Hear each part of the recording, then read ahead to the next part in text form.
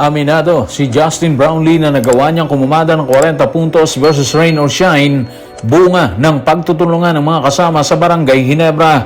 Kasabay niyan, ibinida rin niya ang nagagawa ng adjustment ni Coach Tim sa labas ng triangle nito. Hindi naman ikinaila ni Coach Tim ang nakita niyang production ni Ralph Koo sa nasabing bakbakan, dahilan para tawagin niya ang kanyang sarili bilang isang idiot. At si Coach Yengyao, hindi naman nababahala sa pagkatalo ng koponan sa Barangay Ginebra. Ibinida rin niya kung paano sila ginulpi ng grupo ni Coach Tim Cone. Tutukan po natin ang lahat ng yan. Pero bago yan, pakisubscribe, like and share na lang muna para pareho tayong updated. Sa isang pambihirang pagkakataon, binigyan ng kredito ni Justin Brownlee hindi lang ang mga kasama, kung hindi maging ang binabatikos na triangle offense ni Coach Tim Cone. Ang kredito ay hindi lamang dahil sa panalo, kung hindi maging sa itinala nitong 40 puntos sa bakbakan ng Ginebra at rain or shine. Narito ang kanyang paglalahad. Tutukan natin si Justin sa report ni Romel Fuertes Jr. na Inquirer. Makikita mo kung paano sila mag-screen at hanapin ako dyan. Inaayos nila yung laro at dinadala ako sa mga partikular na parte ng court. Malaking tulong sila talaga.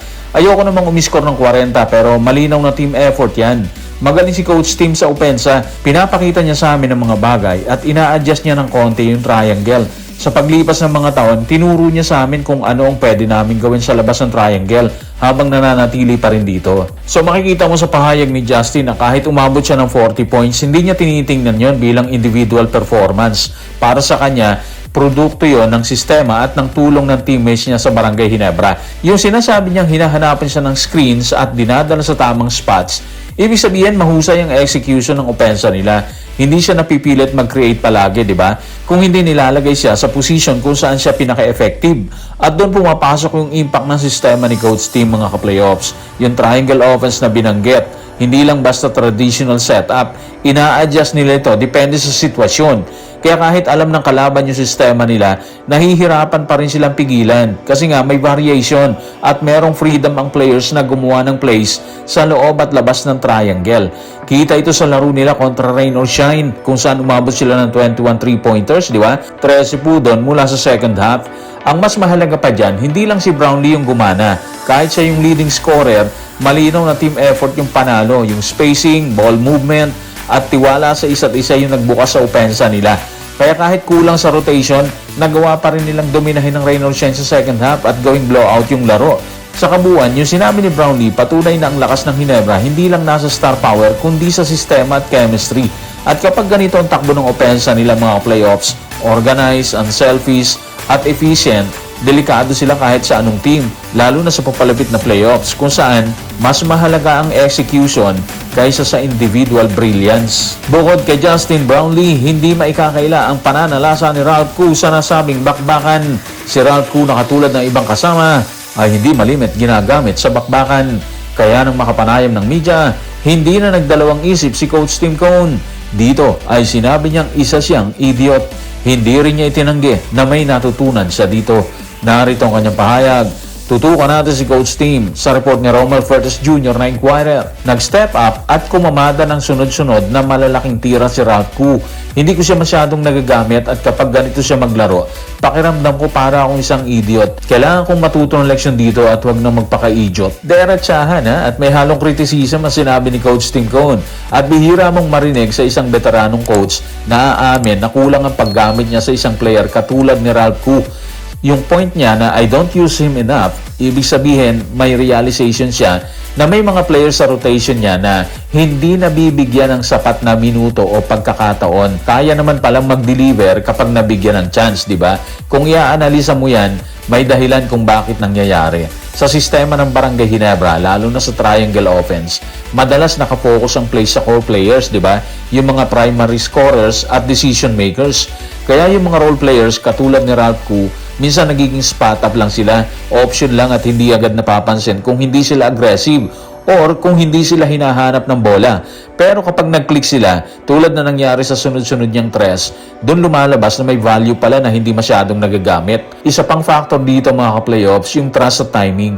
Hindi kasi basta-basta nagbibigay ng malaking role ang coach kung hindi pa niya nakikita consistently sa practice o sa limited minutes. Pero ang nangyari, nung nag-step up si Koo sa actual game at nag-deliver sa crucial moments, parang napaisip si Coach Tim doon na baka kailangan niyang palawakin ng rotation at mas pagkatiwalaan ng ibang players. Sa kabuuan mga playoffs, ang sinabi ni Coach Tim, hindi lang simpleng papuri yan, isa itong adjustment point. Ibig sabihin yan, posibleng sa mga susunod na laro, mas mabibigyan ng pagkakataon yung mga role players na mag-contribute naman sila. At kung mangyari yan, mas magiging unpredictable at mas malalim ang Barangay Ginebra. Sa bagay na napakahalaga lalo na sa pagpasok nila sa playoffs. Kung papuri ang ibinigay ni Coach Tim kay Ralph Koo, tila hindi naman nababahala si Coach Yeng Giao sa pagkatalo ng Rain or Shine sa Gin Kings.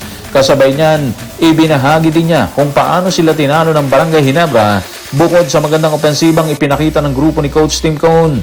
Narito ang kanyang kwento. Tutukan natin si Coach Yeng sa report ni Ruben Terrado sa Spain. Sa tingin ko, kailangan namin bigyan ng kredito yung depensa nila. Magandang depensa na pinakita nila laban sa amin. May maayos silang game plan at na-execute nila ito ng maayos. Ganun pa man, maganda pa rin ang record namin. Ang mahalaga lang sa amin, makuha ang twice to beat at pagkatapos, hintayin ang makakalaban at paggandaan yun.